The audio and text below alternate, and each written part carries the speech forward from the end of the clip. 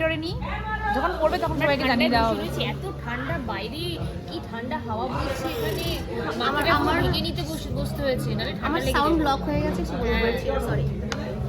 আমি বলতে পারছি কিছু এখন পড়িনি, অ্যাকচুয়ালি কিছু পড়িনি, থালাটা পুরো খালি হয়ে আছে, শুধু একটা টিস্যু দিয়েছে আমাকে, আর কিছুই দেয়নি। যেই দেবে তখন আমি জানিয়ে দেবো। এক চামাটা দেবে, এটাও কিন্তু ক্যাপচার করা হয়ে গেল আমাদের।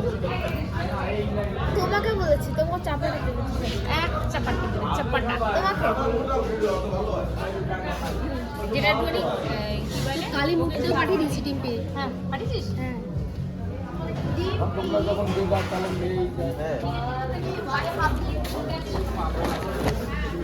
আমরা এখানে 6 জন আছি দাদা। হ্যাঁ এই তুই চুল কেটেই আগে লাগিয়ে দিয়েছিস? হ্যাঁ ডিপি দিয়ে দিয়েছে। ও ডিপি দিদি, হ্যাঁ আমি সেদিন ইসে যাচ্ছিলাম, ইকো পার্কে যাচ্ছিলাম, সেই ছিল। আরে ওর স্কার্শনে গেলাম না ইকো পার্কে।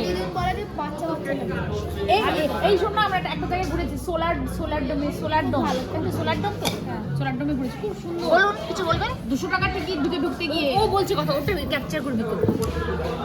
আমরা ইকো পার্কে গিয়েছিলাম, সোলার ডোমে ঘুরেছিলাম। আপনারা যাবেন, খুবই খুবই সুন্দর জায়গা, একটা শিক্ষণীয় জায়গা।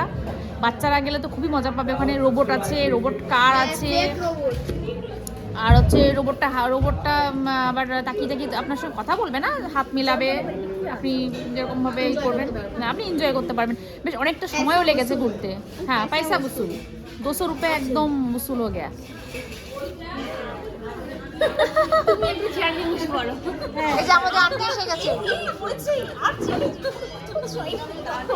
প্লেটও রাখার জায়গা নেই, জলের বোতল রাখার জায়গা নেই। আমরা সব সেট আপ হয়ে গেছি। এই যে আমাদের আন্টি এসে পড়েছে। আমাদের যে আন্টি এসে গেছে, আমাদেরই চলে এসছে। খাবার দেবে তো